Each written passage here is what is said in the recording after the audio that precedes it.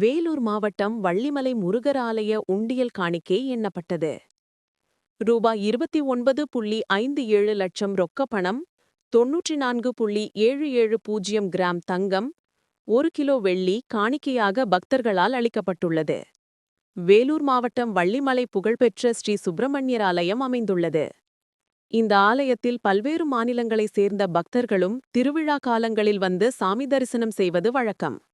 இந்த நிலையில் கடந்த சில மாதங்கள் எண்ணப்படாமல் இருந்த உண்டியல்களின் காணிக்கை இன்று ஆலய செயல் அலுவலர் சங்கர் தலைமையில் பொதுமக்கள் மற்றும் அதிகாரிகள் முன்னிலையில் உண்டியல்கள் பிரிக்கப்பட்டு காணிக்கையானது எண்ணப்பட்டது.